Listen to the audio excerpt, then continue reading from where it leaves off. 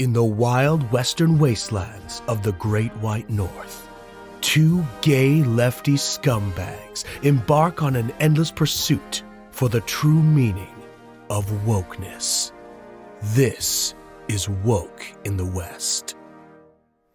All right, do it. Do it right now.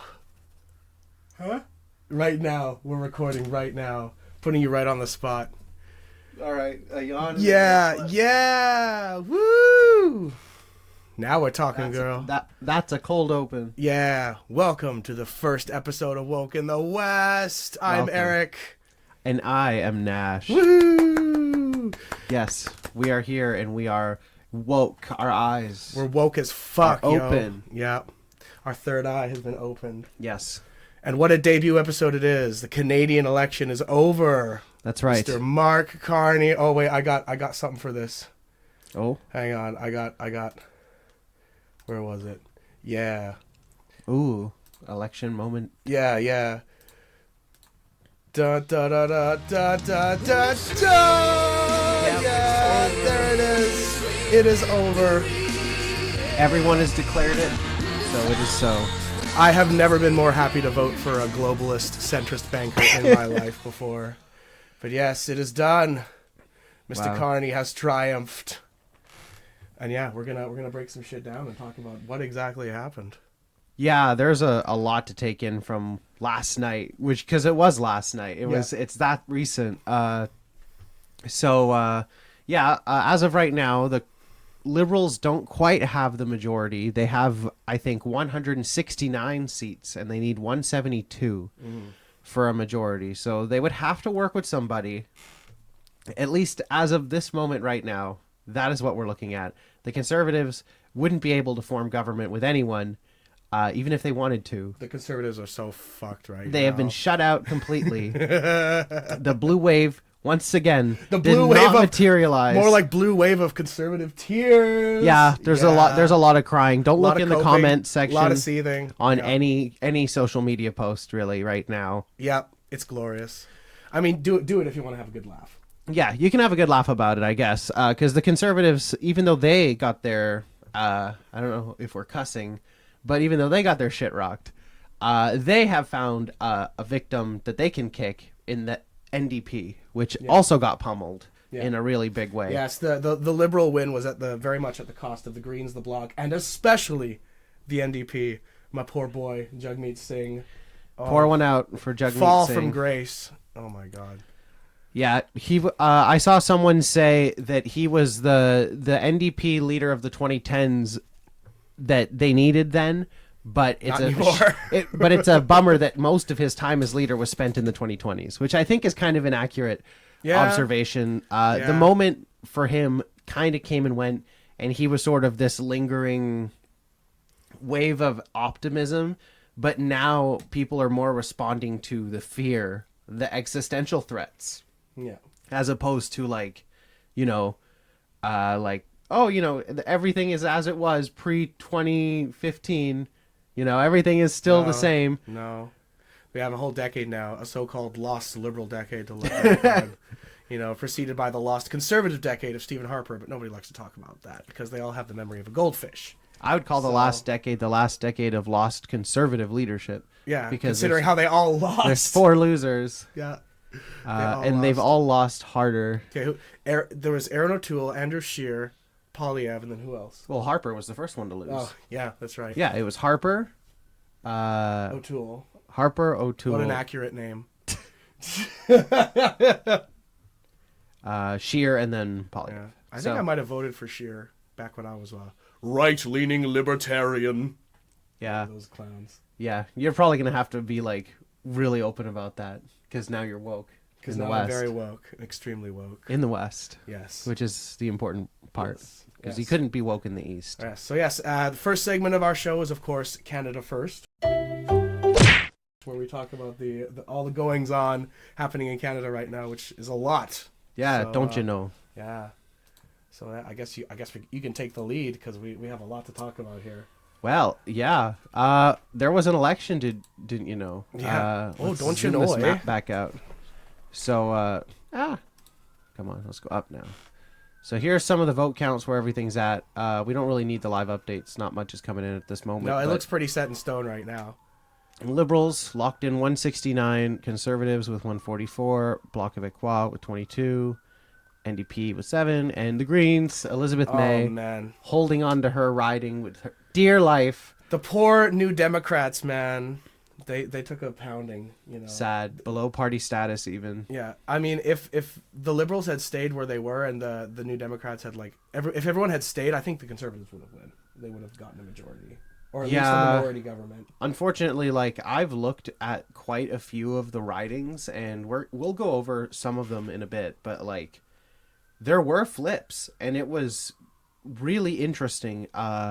I even had an article from the BBC. I don't know if we quite get, like, the demographical breakdowns either, but, like, I'd heard that the younger vote in this election went almost more to the Conservatives, and it was the older voters who actually kept the Liberal ground. That was very disheartening to see, which is one of the reasons why we started this podcast in the first place, because there's so much manosphere bullshit influencing younger men these days, and it's very toxic, and we need to counteract it. Oh, it's worse than toxic. Anything.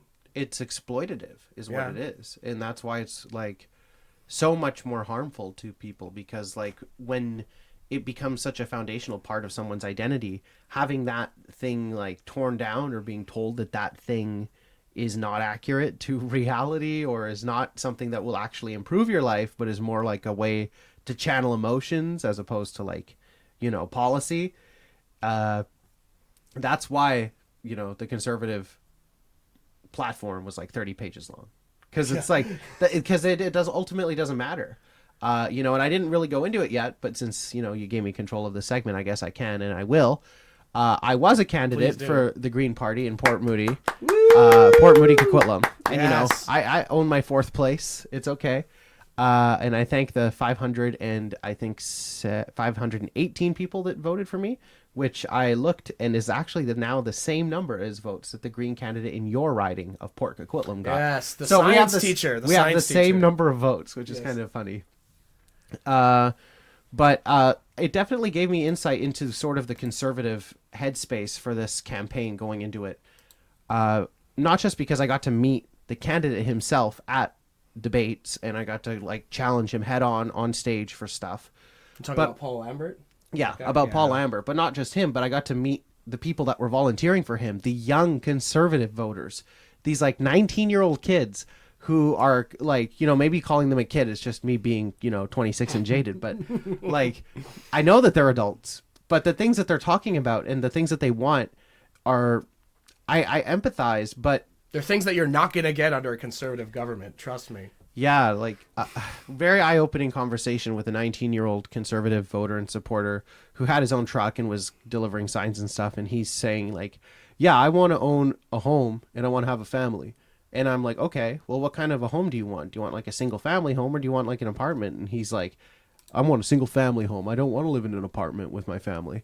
And I'm like, well, that's sort of what I'm worried about. Now, this is another topic of sorts where it can almost be a little bit more hyper-specific than, like, a federal conversation. But here in Port Moody, we're basically one of the only cities in the country that's, like, surrounding water. So our ground is different.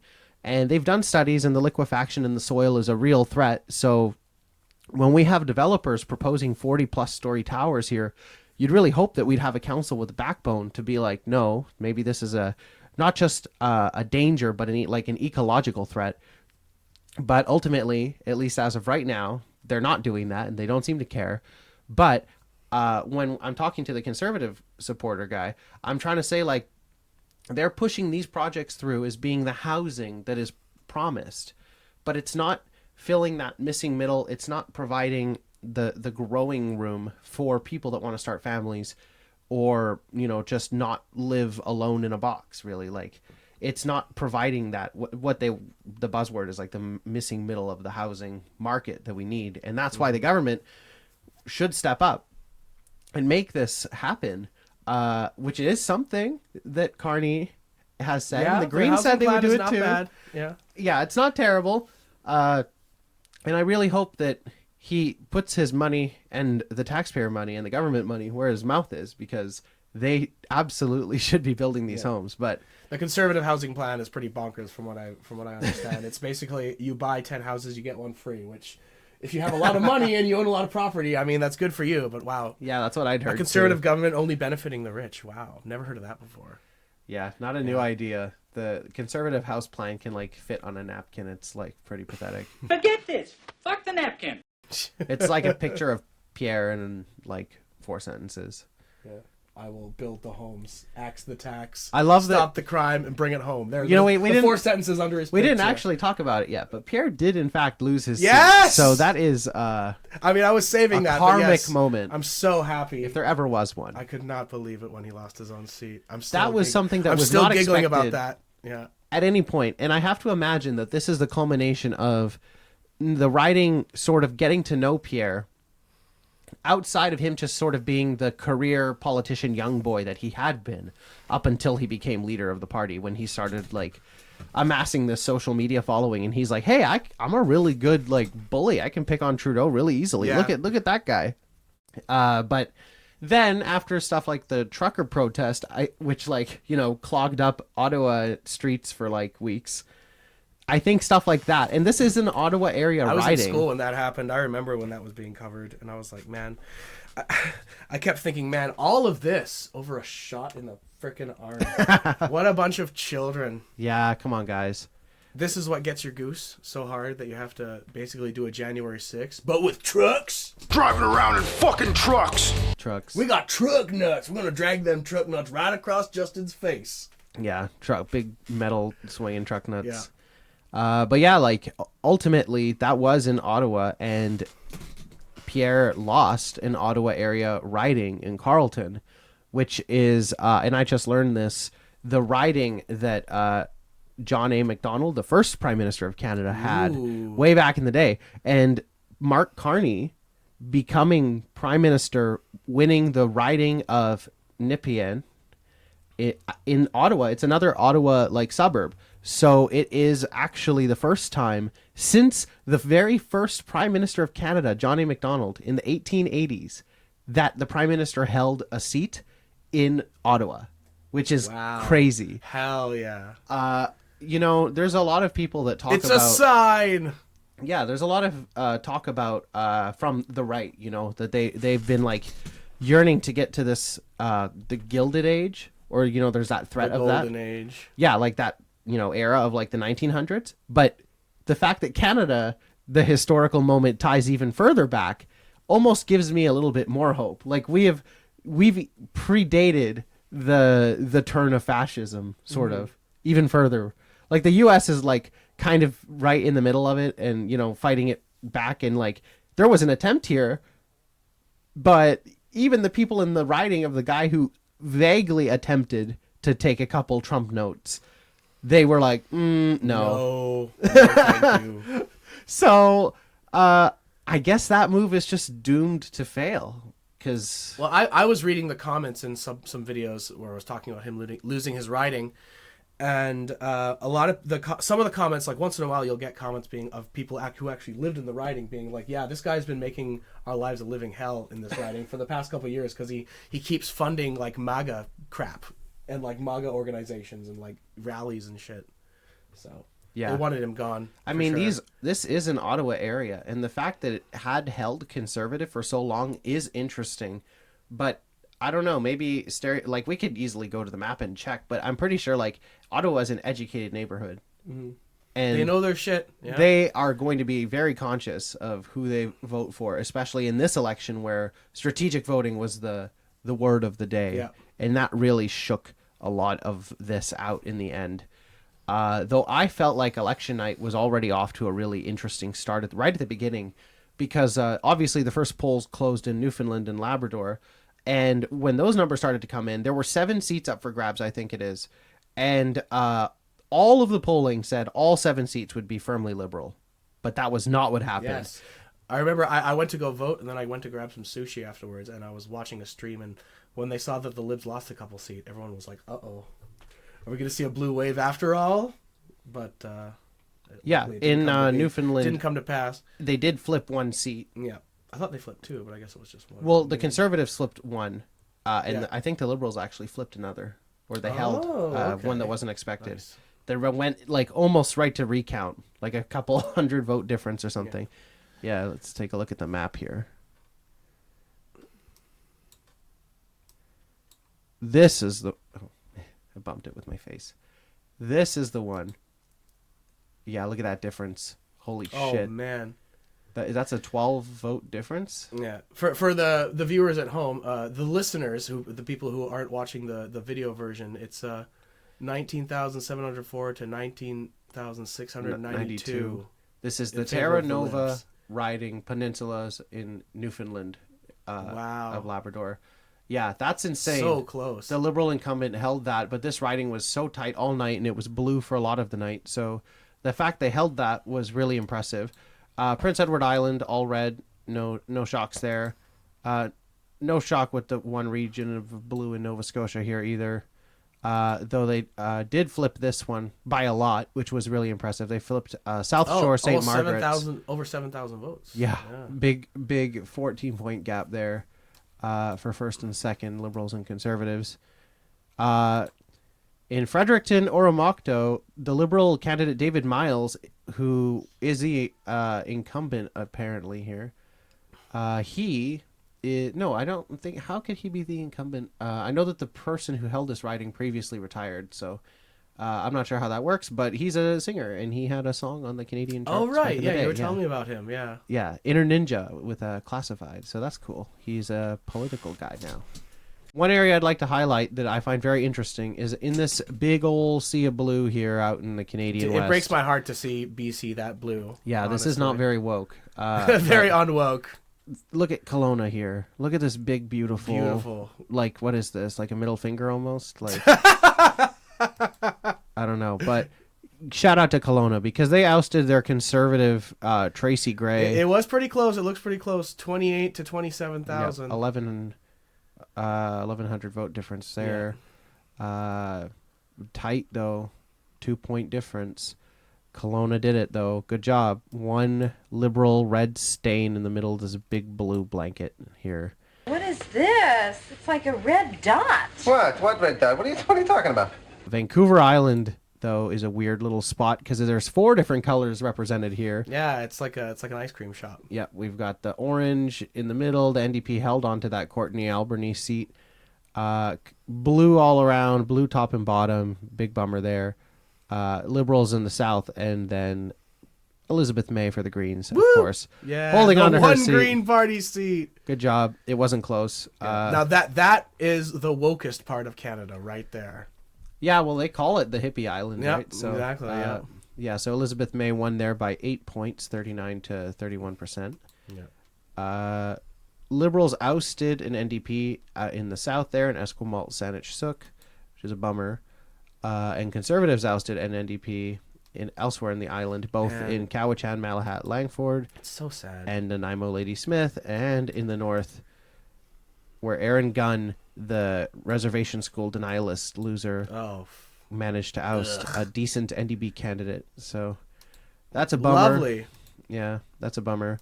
People do not like him, and I hope not. If something happens there, we'll see. Man, look how they massacred the NDP, man. Look how they massacred my boy. This province used to be so orange. Yep, but people were scared. I voted for Ron McKinnon in my riding, and he's a lib, so I'm part of the problem. But it was a strategic vote. I was one of the millions of Canadians that voted for the libs because they were just worried and they hated Pierre Poilievre so much. Hate his smug little slimy little weasel face. Hate the way he talked. Hate the way he lied through his teeth. And I couldn't take it, and I had to sap my NDP vote over to the libs. I think that's a very common story that happened this time around. Yeah, that's definitely the story of the election. It's interesting the whole Lower Mainland is mostly red, with the 2 little NDP holdouts, and the Liberal actually getting ousted in Richmond Centre, which is interesting. But ultimately, was there a lot of surprise here? Generally, the polling was correct. More or less. Northern Manitoba was a bummer to lose another NDP incumbent to a Liberal. There were a couple ridings here that I paid attention to early in the night that, like, even when we were watching Carlton start to trickle in and watch Pierre losing his seat, Pontiac is a riding that doesn't normally have like a candidate that's like an international star or a national star, so to speak, but this is what they would call a bellwether riding, which is one of those ridings that has like always gone to the party that wins in the election. I think all but 2 times in Canadian history. So if there is a riding that you can look at for like a trend, this is it. And when I saw that the Liberals were starting to like double what the Conservatives had here, it was a hopeful moment for a second. But yeah, look at that margin, 32,000 to 16,000 for the Libs in Pontiac. That's quite interesting. Wow. Yep. And there were flips from Bloc to Liberal and Bloc to Conservative. Like in Montmorency, Charlevoix, the Conservatives flipped it from Bloc Québécois, but it was tight. It was super duper tight. It was like a 800 vote difference, so that's tight.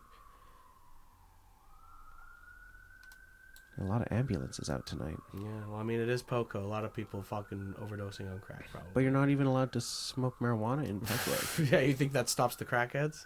Wow. This big area of Quebec here ousted their Bloc Québécois incumbent by a like 1,200 point margin. Oh, Jesus. Or like 2,000 votes actually for a Liberal. So, well, good job. Wow, woohoo! They got rid of their Bloc person. But yeah, in the finer areas here, not too much to say really.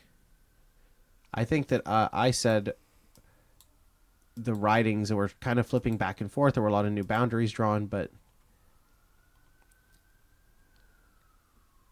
yeah. Oh, and here are the closest races here.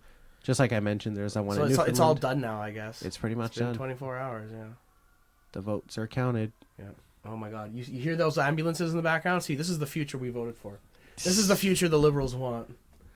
Yeah. Just instant. This is the crime. Healthcare. This is the crime that Pierre was. Yeah, healthcare. Yeah, they want you to be taken as quickly as possible to the nearest hospital. Yeah. That's well staffed and very big. Yeah. Yes, and paid for all with tax dollars. All right.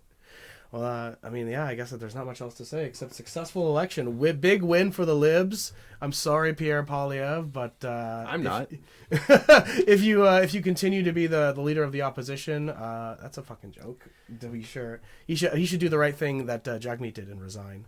Yeah, he should resign. They need to figure themselves out. The Conservatives are completely rudderless right now. Do you think they're going to fracture again? We're going to see a resurgence of the Reform Party or something? Because it was originally the Reform Party and the PCs, right? Yeah, I think that the Conservative tentpole experiment has been attempted, and I think fracturing them more would make it potentially more interesting on like a larger scale across the country. If something like even the PPC could actually manage to find a seat, but their vote share collapsed in this election too, so you can't really expect that to manifest. The left has also been a disaster here, so I guess the Liberals... Centrism wins in the end. The Liberals are called the natural governing party of Canada for a reason, I think, because a lot of people default to the Liberals because they've been around the longest. And if there ever was a steady hand, metaphorically or literally, because someone yelled daddy at Mark Carney they just sure did. a few days ago. And that's what we're going to do. But unfortunately, I think Big Banker Man is going to be the man. Big for the Banker job. Daddy, yeah. Big Banker Daddy, yeah. I think he's going to be the one. Okay, Big Daddy!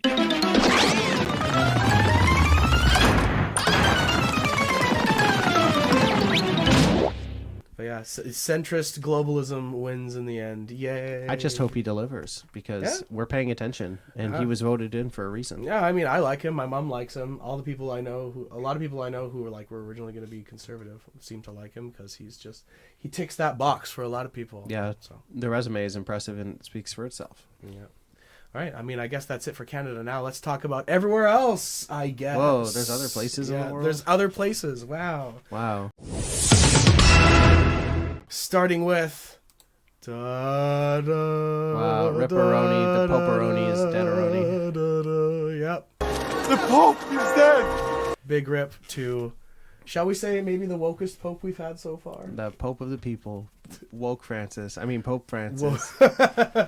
liked Pope Francis. I saw him in person when I was in the Vatican one time, like 2 years ago. So I have a photo of him on my phone, but I didn't get a selfie with him. You didn't get a selfie? You didn't shake his hand? No, he delivered his sermon from the the pulpit or whatever it's called. Pulpit. Yeah, the Pope was on the pulpit. Yeah. But yeah, saint. He's not a saint yet. Pope Francis died April 21st at 88 years old. Yeah. In the Vatican, and there's going to be a conclave on May 7th. There's going to be a new pope, and they're going to elect a new pope. And I don't know if you've seen, but I keep up with my late night entertainment. I watch Kimmel and Colbert and not Fallon, but I watch those guys, and they were all making jokes about this high-ranking cardinal who could be the next pope. But they're also old. Well, yes, but this guy in particular, they all pointed out because they like his name, because his name is Pizzaballa is his last name. Yes, we need Pope Pizzaballa. If you look it up, you would see Pizzaballa. Pizza. Pizzaballa, Pier Battista Pizzaballa. Pier Battista Pizzaballa. Yes. He's 60. He's not that old. Okay, yeah, he's like Mark Carney's age. Yep. Just Italian. I think he's stationed in Jerusalem right now. Ooh. Yeah, so he would be like the Middle East kind of relations pope choice. If your Jerusalem holy city-state idea comes through, he could rule over it right now, theoretically. That would be true, actually. Yeah, if he's the Patriarch Cardinal of Jerusalem. Yeah, that's something that I've mentioned when I was on the campaign trail for the Greens, mostly just at the in-person debate stuff, was the two-state solution for Palestine and Israel has largely been abandoned by Israel itself. Yeah, so what's the point in even trying their to own go parliament back to that? voted that they are not in support of it anymore. So whenever you hear a politician mention it, it's basically just a Western dream, because at this point it's basically legislation that Israel wants to annex Palestine. So that's not great. So I've said that Jerusalem should become a UN-controlled city-state, sort of like the Vatican. Like the Vatican, yeah. The Vatican's not UN-controlled per se, but Jerusalem might need that kind of help because they've been through a lot, and there's stuff going on there right now where they're continuing to oust everyone who is not of the Jewish faith from Jerusalem. So that's a shame. I also just noticed regarding this Pier Battista Pizzaballa Pope nominee is that he was born on the day that Pope Francis died. Oh yeah, April 21st. Whoa! Wow, that's pretty funny. Seems like a good bet, actually. I hope he doesn't take a Pope name. Yeah, I don't want to. He needs to be Pope Pizza He better Ball. not be Pope Pius the 48th. The Pizza Ball. Yeah. Pope What is Pizza this? Balla. Ghost? Yeah, Pope Pizza Emperor Balla. Pius. We need Pierre Poilievre to lose and Pierre Battista Pizzaballa to win. Yes. Yes, this is the future. Rip to the Pope. You were still see- part of the papacy, but you were still pretty cool, I guess. Yep, and you see Trump wearing a blue suit at his Yes. funeral. Yeah. then And falling falling asleep. Yeah. Well, he's an old man. He just wants to sleep. The whole world is ruled by old men right now. It's pretty gross. Yeah, well, you can live longer than you've ever been able to in history before at this time. Yeah. So It's all that adrenochrome. Yeah. I don't know if that's what it is. No. The rich do have access to more things than we do. Yeah. Who knows? Oh yes, The Australia. So apparently Australia is going to have an election this weekend in which the Libs will also have a big blowout and defeat the Cons. Very similar story. I saw a YouTube comment, someone saying the same thing is going to happen here in Australia. The Conservatives were poised to win just a few months ago, but now it's all crumbling down thanks to Trump and his big orange stupid mouth. So. Yeah, well, you love to see it though. You love to see America trip over its own dick, and then the entire world respond by being like, "Well, we're gonna keep ours firmly in our hand." Yeah, we actually don't want that. Yeah, We actually don't want to become Nazis. Thanks. yeah. Thanks.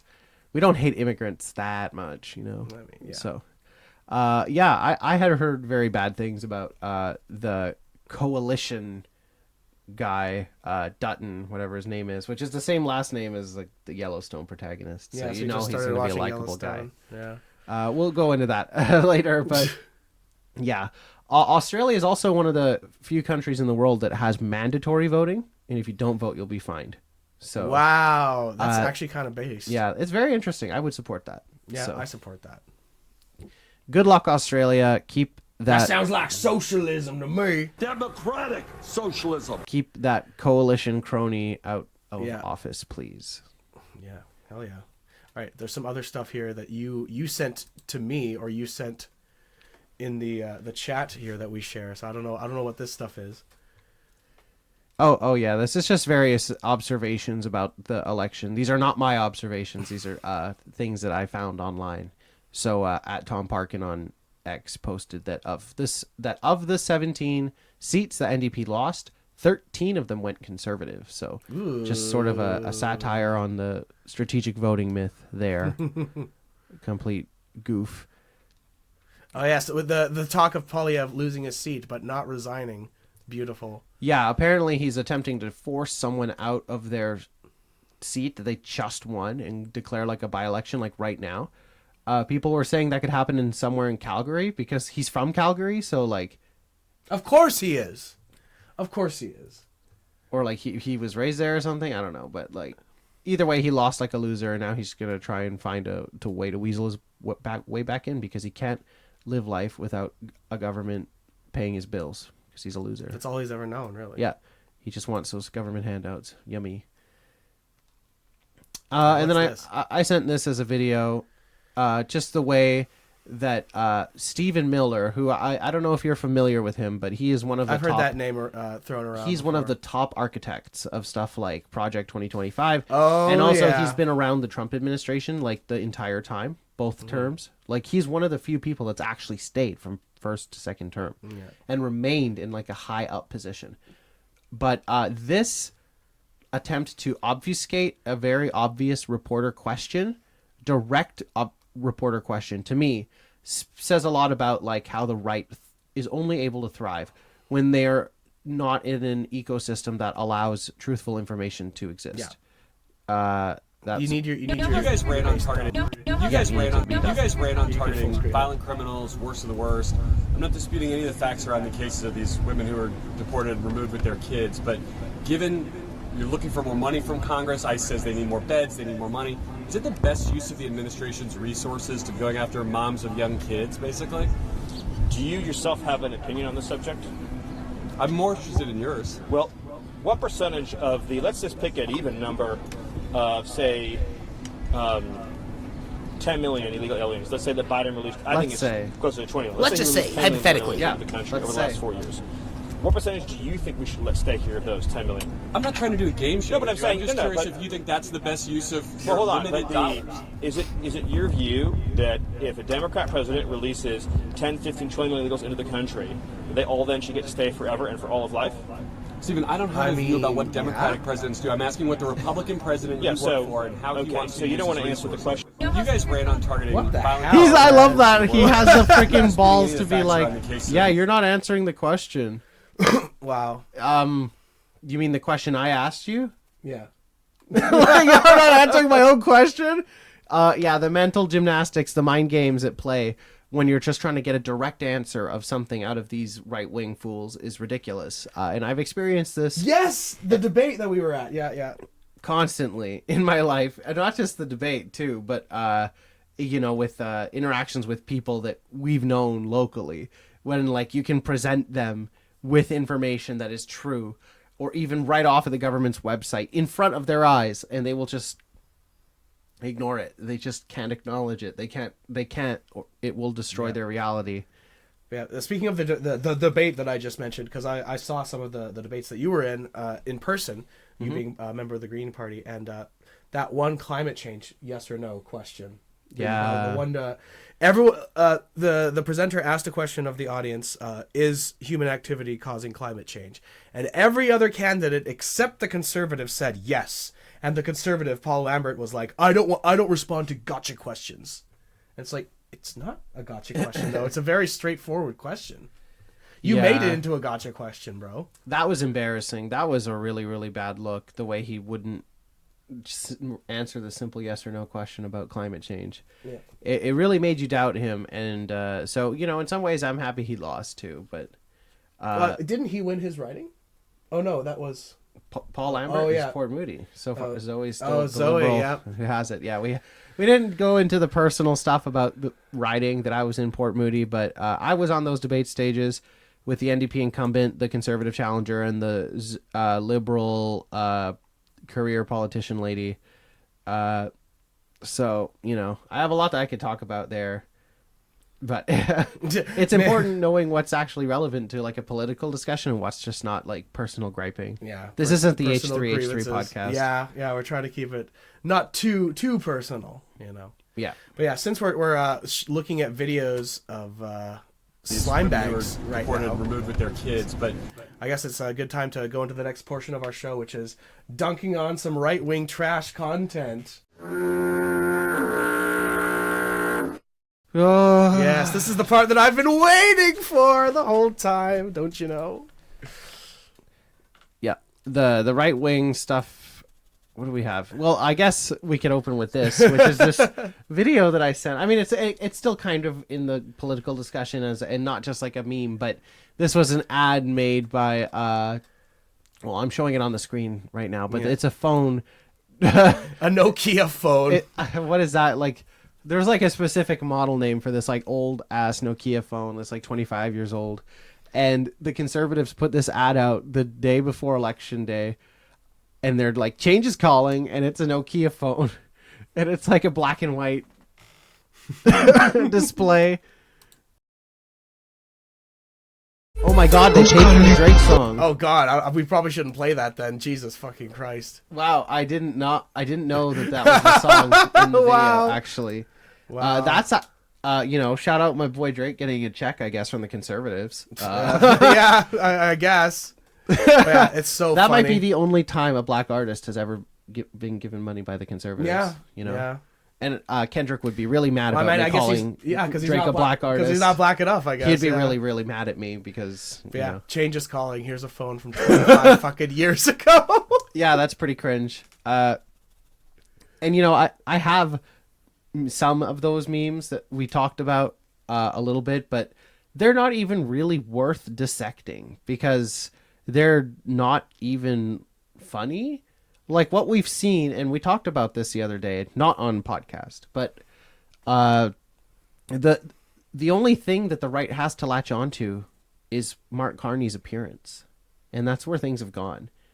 And the last time that Conservatives did a whole, wow, we think that you look weird attack did not go well. And that went with Chrétien. John Chrétien, yeah. And he was also the last and only Canadian Prime Minister to have a government that produced a surplus. Yeah. So, I guess that means that Carney... all this talk of deficit spending, to everyone's dream with luck. Yeah. But yeah, trash all around. Yeah, because there hasn't been... I would file this stuff, because, well, we'd like to look at this PragerU video, or more appropriately, I guess, you'd like to show me this video? Yes, I was browsing some PragerU content recently just for some fodder for the show, and there were some videos that really piqued my interest that you can pause and comment on them whenever you want, just to give your 2 cents. But yeah, okay, the classic American institution that's totally not right-wing propaganda, PragerU. Yeah, it's a totally real school. America, it has often been said, is not so much a place, but an idea. What does this mean? The language of the Bible, as so often happens, offers us an excellent clue. In Hebrew, the United States of America is called Artsot Habrit, or the States of the Covenant. A covenant is much different than a contract. Who came up with that? A contract stipulates every imaginable condition and covers every loophole because it has no theory of change. It wants to guarantee a very specific outcome. The shipment is delivered. The house is sold. A covenant, on the other hand, is all about change. You enter into it in order to grow and become the best version of yourself. It's a leap of faith. Just ask the biblical prophet Abraham. God selects this ordinary man to bring his name into the world, not because of who Abraham is, but because of who Abraham is capable of becoming. Following in his footsteps, his descendants, the Jews, sought to remain true to the covenant. They quickly realized that the strange, terrifying, and marvelous thing about covenants is that every Jew is a descendant of Abraham? I mean, like directly? Yeah. All of them? Like one guy? The tribes of Israel, I guess. From one guy? Yeah. Wow. That guy got around. That guy fucking like a wildebeest.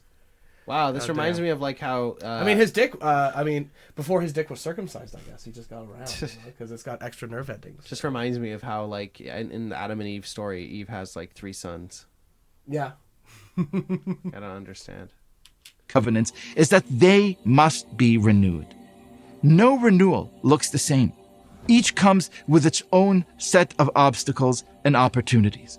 Each demands that we, like faithful Abe, ask ourselves what it is that we believe and what it is that God is calling us to do.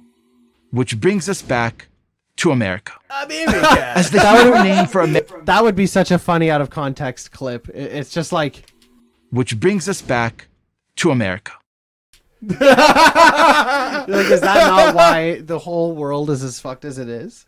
It all goes back to America. Yeah. You know, that's us using our Canadian privilege to be like, psh, you know. I think it's fair to say we are woke in the West. Yeah. But we are in the west coast of Canada, and we are not. We're not fans of the American system. Let's put it that way. No. And I have no qualms about being as open about that as possible. Because especially now. Yeah, you only fix things by, you know, being a loud, annoying bitch about it until everyone else pays attention. As the Hebrew name for America suggests, we are a covenantal nation.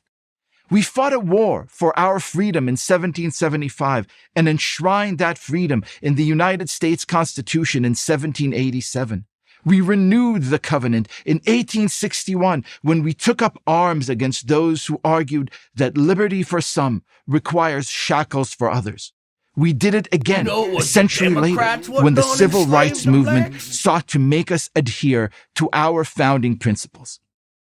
And now we are heading toward another renewal of the covenant. It will be a fierce contest between two very different visions of America. It's raging right now.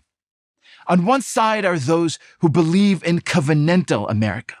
Following in Abraham's footsteps, these Americans believe in rising to the occasion. They want to do it by defending the verities that spring from our biblical tradition. They are builders of families, of churches and synagogues, of new institutions and new communities, dedicated to values tested by experience and time. They are not sentimentalists. They understand that the America they're called to renew will not look like the one that came before. Yet they Those Americans on the other side take a different approach. The anarchists, the liberals. Oh my god! For the listeners, when it got to the other side, it just has a big anarchy symbol. Yeah, it's literally just the anarchy symbol. The libs. Mark Carney is on the same side as the anarchists. This freaking narrator is like, you know, some people are reasonable and other people are not.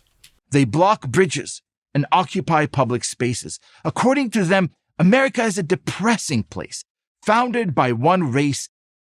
It is. It was. To exploit other races, and that this base motive remains its unerasable sin. Abraham was no stranger to foes. Trying to atone for your past mistakes is bad, said this religious person. Well, I know that in like Catholicism, there's a thing such as original sin. I don't know how like up on the religious stuff you are, but I don't know if the that. Father, yeah. Is it the sins of the father? Because in like, or you mean like original sin, like Adam and Eve? Yes. Yeah. Because I don't know if that is true for Judaism too. Because I think this fellow that is talking to us right now is of the Judean Christian. I don't know. No, I don't know. I think I'm making an assumption, but how racist of you. Nash. But I wonder if that's a thing. Maybe. I mean, I'm sure I could easily find that out. But I find that interesting because he's saying that because at least for me, as a person who did go to like catechism, not Catholic school, I'm not a practicing Catholic or anything, but I'm familiar with the idea of original sin. And so for him, you're Mexican and Italian, so you kind of have to be familiar with Catholicism at least a little bit. Yeah. I've been to the Vatican. Yeah. You know, I have been to the Vatican. I didn't get the stamp in my passport, but I've been to the Vatican. Yeah. But yeah, I guess I find that really interesting because he's like, how dare these people be so hung up about something that happened generations ago, hundreds of years ago, whatever length of time between then and now that I can say that'll make you the most comfortable with ignoring and forgetting about this thing that did happen and that, you know, we didn't address, but maybe if we keep ignoring it, it'll go away eventually. Yeah. And I'm just like, I'm not a religious person, you know, I don't believe in original sin as like a thing you're born with and it's like, oh, you need to get, you know, dipped in the holy water as a babby to like cleanse yourself of it. Here's the fucking money, shithead! Oh, it's down there somewhere. Let me take another look. But like this, as being a choice of political ideology, to be like, you know, the founding of this nation being a settler state, a colonial state. Yeah. Who cares? You know, who cares about the 40 acres? Who cares about all the original sin that we committed in the name of Who cares about the contracts with the Native Americans? Who cares about the 40 acres? It's not like you promised that. Yeah. Wasn't he talking about contracts? Yeah, what the hell is he talking about? I don't know. This is just word salad. I hate this guy. Foes who trafficked in lies and deception. Nor was another Abraham. Oh yeah, nobody traffics in lies and deception more than PragerU. Abraham Lincoln. Both Abrahams understood the power of walking with God without the assistance of the divine being. Dude, the Republicans love to suck Abe Lincoln's dick because he happened to be a Republican. Yeah, he's the only one they really talk about. They love their clinging to their party. Honestly, this is something I've kind of thought about as like a side tangent, but like think about the nicknames for the, like, you know, the parties. Republicans, they got GOP, they got, you know, Party of Lincoln, they got they had another one on the brain there. The Grand Old Party or something. The GOP, Grand Old Party. Yeah, GOP, whatever. But like the Dems have what? The Dems. The donkey party. Yeah. It's like they don't have the fun names. Yeah. The Dems got to work on this. They got to come up with something. Yeah. Party of... You can't even say the you know, JFK thing anymore because RFK's out there stinking up the brand, so... Yeah, with his stinky brainworms. Yeah, bummer. Lincoln said on the eve of the Civil War, "I cannot succeed. With that assistance, I cannot fail." Honest Abe wasn't grandstanding. He understood the power of covenants. They are great engines, tremendous sources of renewable spiritual and political energy. If you believe that you have a responsibility to uphold worthy traditions and preserve what is good and just in our national inheritance, you can meet every challenge. If, on the other hand, you are animated by a sense of entitlement and resentment, or you welcome wrath unchecked by law or love or loyalty, then you are a match in search of something to burn. That contrast, the ambition I need to hear that again. So like wrath against of law? something, sense of entitled challenge. If, on the other hand, you are animated by a sense of entitlement and resentment, or you welcome wrath unchecked by law or love or loyalty, then you are a match. If you unchecked by law, love, or loyalty. Basically, if you're a pissed off liberal that likes to riot and has blue hair, then you're a bad person. Agents of chaos. If you like to engage in your right to protest, you're a bad person, is basically what they mean. It's scary to me the way that he's framing this as not just being people that are fringe, but being the entire other side. Because that's the deliberate framing of this video, is that it's us every versus leftist. them. Every leftist is evil. Every leftist. Everyone wants to who burn doesn't want to down. maintain tradition is an enemy. Yeah, everyone who doesn't want to uphold our values is an enemy. In search of something to burn. That contrast, the ambition to renew versus anger that destroys, defines our current civil divide. Ambition to renew versus anger that destroys. What does that mean? I don't. This is just gobbledygook. You know, there is art in destruction too. Yeah, Fire is a cleansing agent. It's there's a reason that wildfires are healthy for forests, and since the conservative and subsequent like colonial governments that don't understand the 1,000-year life cycle of a rainforest or a forest period, because these are new countries, then they're like, oh no, there's fires everywhere, everything's on fire, and the native people are like, well, yeah. Maybe we need to like listen to stuff, and that's like preceding tradition. Even that's like listening to the land and the people. So it's like, you want to talk about traditions. So it's what is being destroyed. Maybe it's the barrier between this like bullshit government, system that's been set up by the white ruling class or the rich. Because both sides want to burn everything down. Yeah. This is the exact same thing, just worded two different ways. Yeah, absolutely. It really is. It's two sides of the same coin. Like, this is such bullshit. I wonder what his solution will be. Yeah, let's find out.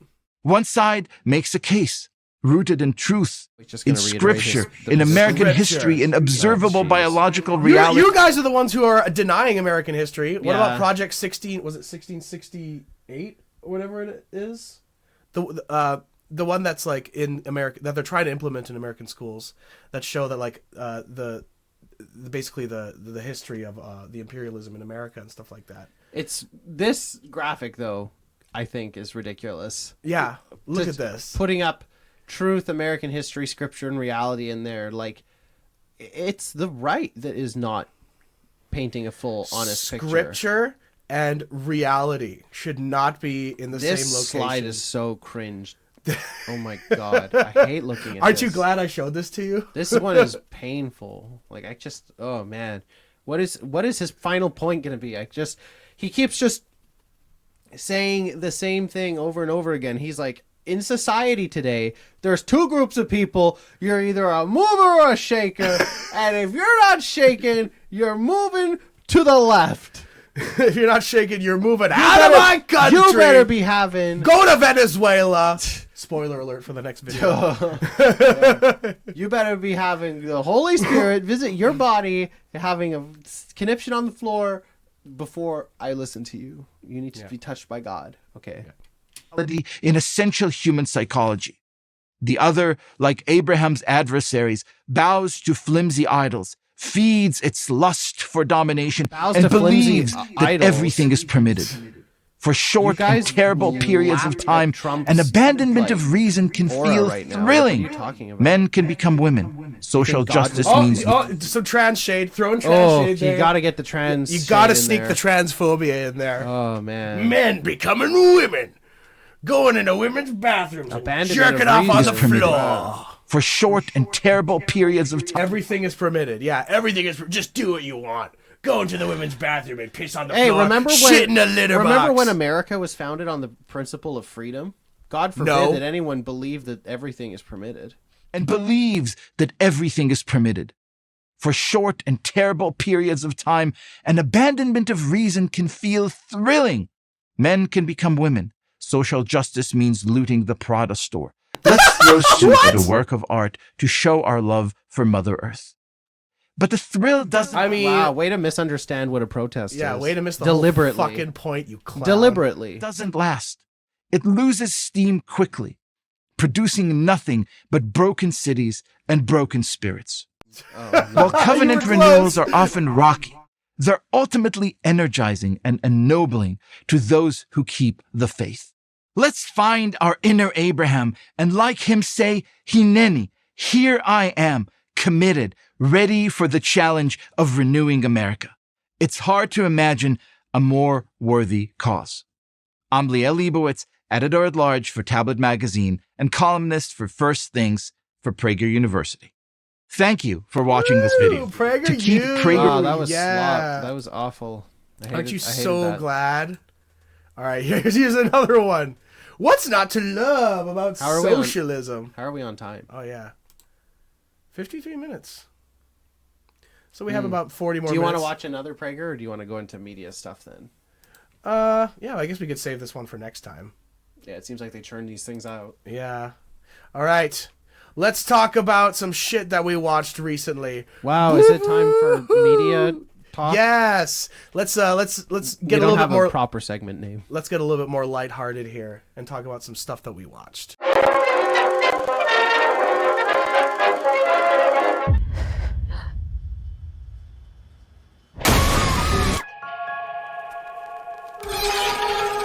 Yay. And by lighthearted, we mean scary movies. Yeah, scary. Smile 2 and also Smile, the first one. We actually watched them in reverse order here because we... That's correct. Yes, because I heard that the second one was better than the first, so I decided to just plunge right into the second Yeah, one. and I heard the first was like a flaming pile of dog shit. So. No, I for one, I mean, yes, the second one was better than the first, but I quite enjoyed them both. Yeah, they both were okay. They were better than I thought they'd be, and I've seen some bad modern horror in my time, so... I saw the TV glow. Yeah, I saw the TV glow. It was awful. Don't let anyone tell you different. But yeah, it was okay. Yeah, it was definitely better than the first one. Smile 2 was an improvement. I guess we should get into the basic... By the way, spoilers for everything that we're going to talk about, because I don't know... Oh, full spoiler warning? Yeah, but I guess for the uninitiated, the Smile series is about a demon that haunts your mind and makes you see people smiling at you. It could be anything or anyone. Yeah, you get a little schizo demon in your brain that'll kill you in like 10 days or something. Yeah, a gross schizo demon. And the first one it's pretty conventional horror. It's got some good jump scares in it. There was that weird Jeff the Killer looking thing at the end. Did you notice that? The main character's mom. It looked like a creepypasta. Tall guy. Yeah. I was not a big fan of that. But yeah, the second one, definitely a lot better. I like the pop star angle that they go with it. It was more like... what would be a good word for it? Like, at least the second one gave me more, I almost want to say like Lovecraftian vibes in a way. Because we got to see the creature a bit more. Like the first one set it up with a lot of drawings of it, but the second one we actually kind of got to see it a bit more. And I hope that if they continue to, make films for this, and it seems to be financially successful, so I think they will, that they really explore the lore of this. Yeah, I guess that was my favorite part of the first movie, was when he goes to visit the widow, and she takes her up to the room with all the drawings that the guy was making. Yeah, saying that this demon was trying to get inside of him, and there was like that really scary looking black drawing with the smile just right in the center. Yeah, that was all very creepy stuff. I like that. That was really classic horror. Mm-hmm. So it was good. It was cool to see that they kind of done that already in the very first movie. So at this point, it'll be more about like actually figuring out what this thing is and how powerful can it get, because what it does at the end of Smile 2 seems like it's setting it up to be quite powerful. Yeah. And we got to talk about Ray Nicholson for a second. Another Nepo baby actor. They're popping up quite a bit. Or sorry, legacy artist is what they like to be called. Oh, really? Yeah. You don't want to hurt the millionaire actor child's feelings. Mm-hmm. But yeah, Ray Nicholson was very good in it. His smile is very appropriately creepy. I want to see a Photoshop of someone. Someone needs to Photoshop him into the photo at the end of The Shining. And see how similar to Jack he looks. And did you know that they just found the source photo for that? Yes, I did see that. Yeah, and they identified the guy who's like the guy that they pasted Jack over. Yeah, Jack Nicholson over. Yeah. Wow. Yeah. Crazy shit. But South African dance teacher. Smile 2, very good. I like the pop star angle that they went with it. The whole pressures of fame. I think it was a very good angle, because that's part of the whole Smile Demons game is like it infects traumatized people. Yeah. And nothing is more traumatizing than being a pop star. I would know. Yeah, of all people would know. All right, what else did we watch? Let the wolf in, Drew.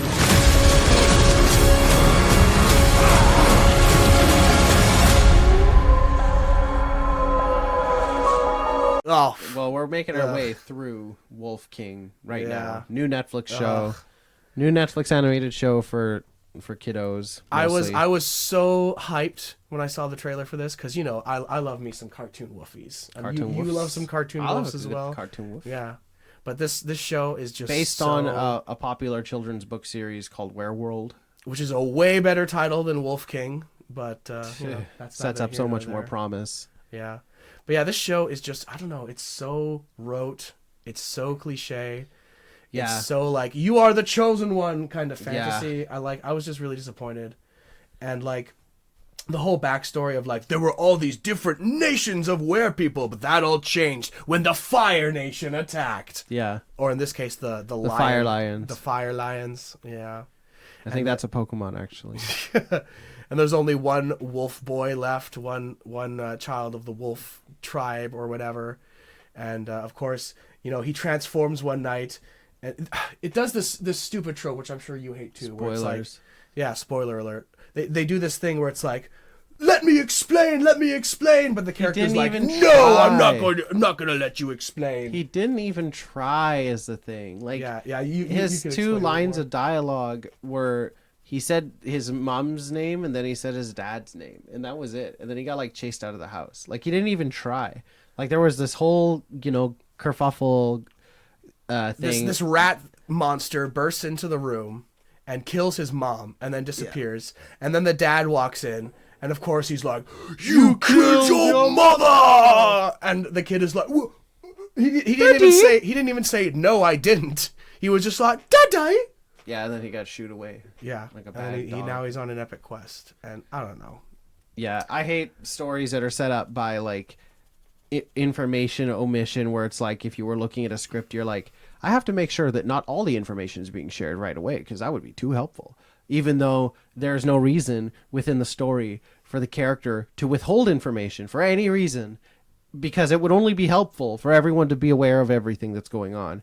So the only reason to omit information is the contrivance of having to have a story in the first place. And if your story is not strong enough to withstand characters knowing the full stakes, I don't know. I get really bothered by that. Feels like a cop-out. And maybe it is because it's a children's sort of oriented young adults.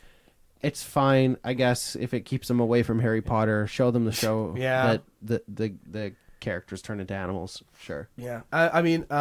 until we get an Animorphs show. Yeah, we were another Animorphs reboot. We were just watching an episode, and there was that scene where they're in the forest, and like the boy and the girl are like arguing, and I've seen that scene a million times. Yeah. Where the troop like breaks up and they have a rift, and then they go their separate ways, and then they get into trouble and they have to get back together again. It reminded me of the scene from Black Cauldron where Taran is arguing with Princess Eilunwy. If it weren't for this girl, you'd still be in the Horned King's dungeon. Mm-hmm. It's like, yeah, it's so cliche. It's a million cliches. I've seen this a million times, but you know, we're still watching it because we need some trash to watch. You know? Yeah, watching trash can be fun, and sometimes putting up with a poorly written children's show can be worth it to see a cartoon dog every once in a while. It's a wolf transformation. Yeah. Not even good TF scenes like that. Yeah, not even. There's no muzzle extension. Nothing like that. They don't focus on the tail even. No, he doesn't even have a tail. No. It's all off screen, so you know, it's not a priority show to watch by all means. What would you give this? Like a 5 out of 10? Yeah, so far it's like a 5. Oh, yeah, what would you give Smile 1 and 2? I'd give Smile, the first one, a 5 also, and I'd give Smile 2 a 7. Yeah, I'd be about the same.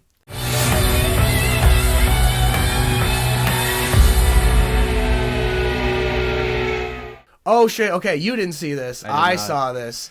Pink Floyd at Pompeii. Oh my god! I've been to actual Pompeii though, so I can just look at my vacation photos. Yeah, I've been a huge Pink Floyd. I've been a huge Pink Floyd fan. I've been a huge Pink Floyd fan ever since I was a kid. You know, my mom was a big hard rock 1970s hippie chick, so I grew up listening to the Led Zeppelin and the Beatles and Pink Floyd and all that good stuff. And they finally remastered one of their old school concerts in 4K, and I saw it with a buddy of mine in IMAX. We were right at the front of the screen, and it was pretty mind blowing. I took one of his edibles before we went inside, and it was a very impressive 90 minutes. And they played a lot of their old material from this thing came out right before Dark Side of the Moon, so it's actually a very interesting little time capsule of like right on the cusp of stardom.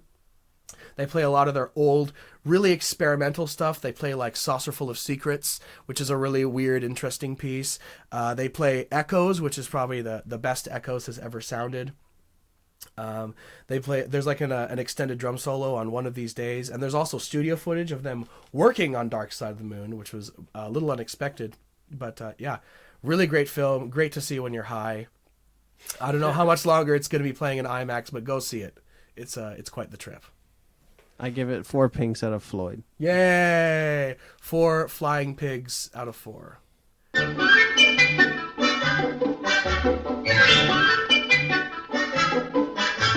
Oh, yes. Yeah. Reluctant dragon! This was a random, spur of the moment decision to watch. Because I got Disney Plus recently.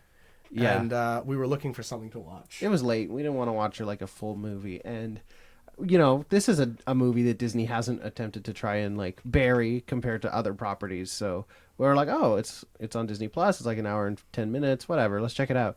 And it is primarily live action, which I didn't expect. Yes. So the plot of this movie is this guy is like lying at a pool, and his mother is his mother wife is reading this book called The Reluctant Dragon, and out of nowhere she's just like, you should go down to Walt Disney Studios and pitch this to Walt Disney for a movie. And the guy's like, okay. And then he goes, yes, dear. And he yes, honey.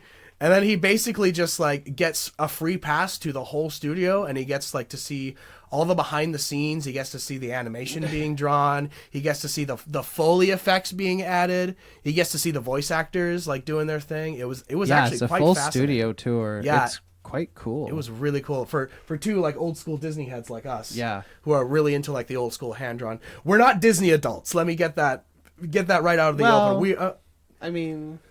We're a certain kind of Disney adult. Yeah. We're 2D Disney adults. Yes, that's better. 2 double D Disney adults. Yes. Yeah. But yeah, for anyone who's like really into the process of animation and how it's done, especially if you're a big fan of Disney animation, this is a really interesting little watch. And then at the end, you get this cute, glorious queer icon of a dragon. Yes, very, very gay dragon. Yes, beautiful gay dragon. Reluctant, I guess, to come out of the closet.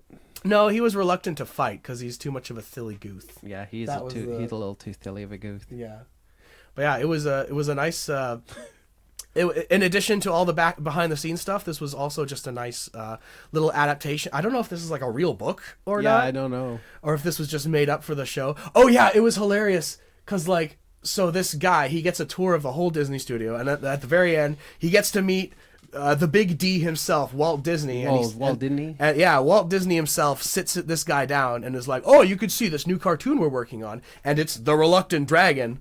So I guess the whole point is that Disney beat him to the punch, and then at the end his wife is like scolding him because it's like, you always think of everything last.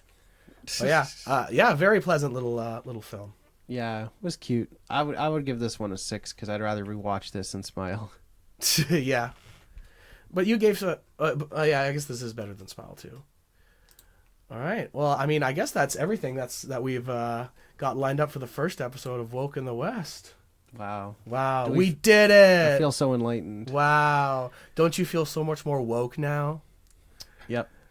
What is there to say? We are in a very interesting moment right now. History is being written. We're kind of in a reset in Canada in a way politically because so much has changed. Every party leader is basically out but Carney. So and even he is a very recent replacement.